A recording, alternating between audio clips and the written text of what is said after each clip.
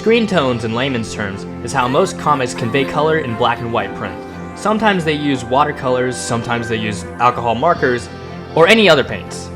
But almost any time you see someone doing a black and white comic, it's screen tones. And to the uneducated audience members, manga isn't the only thing that uses screen tones. A lot of independent comics back in the 80s up to now will use screen tone with little to no inspiration from Japanese comics. I really want to get into using screen tones, but a lot of manga kind of use it in a bland way, if that makes sense. Not the art, but the utilization of screen tones. I thought that kind of was the only way to use screen tones, until I remembered a certain radical series that had a really good use of the medium. Kevin Eastman's and Peter Laird's original run of Teenage Mutant Ninja Turtles has a really good use of screen tone usage. And in this video, we'll be trying out screen tones and learn as I go. Hopefully it goes well!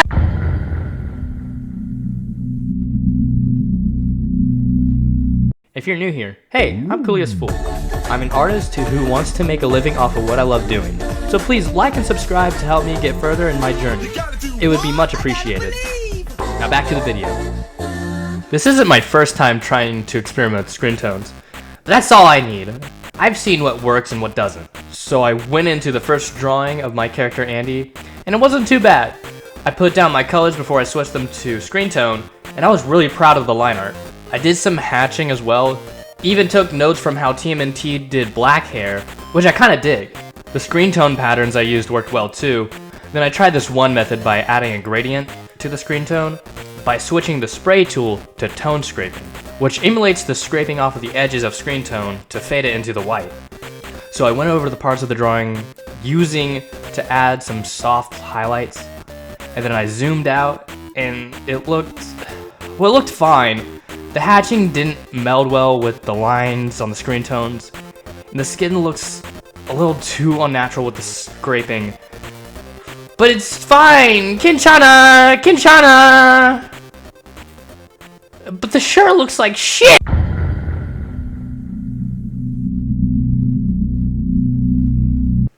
Okay, so looking after this test and comparing it to my reference of what I want to do, I can see what I missed. Even if April was black in the original comics, she was pretty light-skinned and only had screen tones applied for shadows or when they went back to do redo pages. But Baxter is blackety black and had screen tone applied to his skin, but even so there's the edges of his clothes, they're lighter. They're lighter, greasy pig folds. They're lighter. Because I was neglecting the one thing I shouldn't have been neglecting when it came to value, the sun! So I mocked up another drawing. One of my robot characters. And I used an overhead light.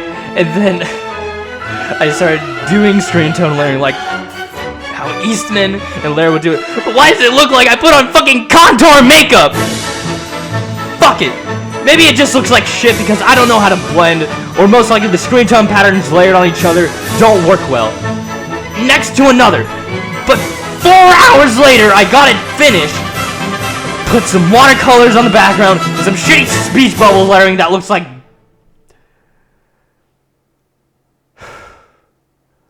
Let me calm down. But it still looks like a great confusing blob! And why am I still getting more?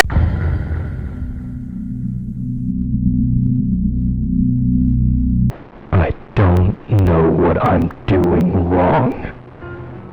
Why is it not clicking? I can't get out of the typical coloring mindset, of course.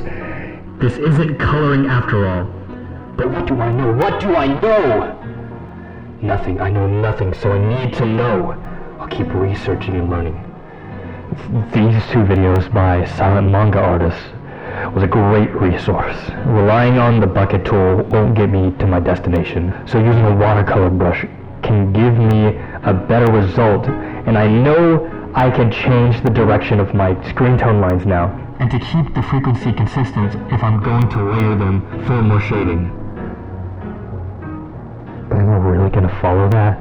Clearly something that you'd think would be so easy would be so difficult.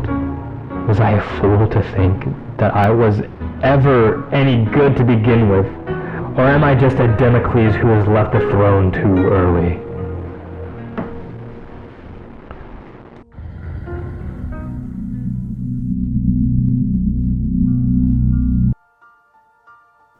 Who am I kidding? I'll never be as good as an artist as I expect myself to be. I'm not talented nor skillful. I'm never proud of the art I make, nor can I grow to appreciate my past work. Maybe getting out of my comfort zone was a mistake. Maybe art was a mistake. I should start looking for a different career. Maybe live my days in a dumpster. I can't give up.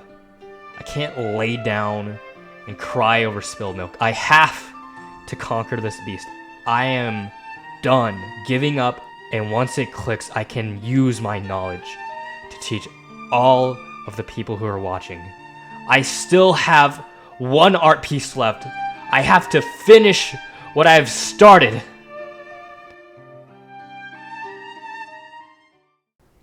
Obviously, I was looking at it the wrong way. When using screen tones, you're not using it to substitute color. At least 80% of the time you're not. But it's a way to convey light and shadows. But I was relying on it too much. Screen tones are the best when it's complementing the line art. And while making this final piece, I let that line art do all the heavy work and have the screen tones build off of that work. And the shading method of layering the values worked well too when being applied to this method.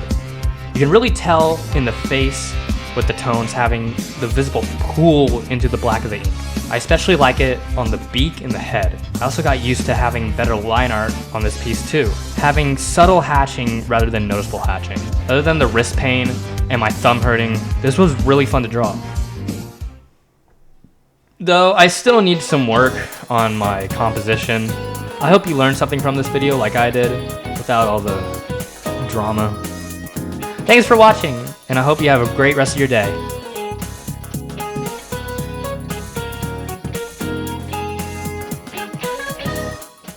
It's like 50 Shades of Green.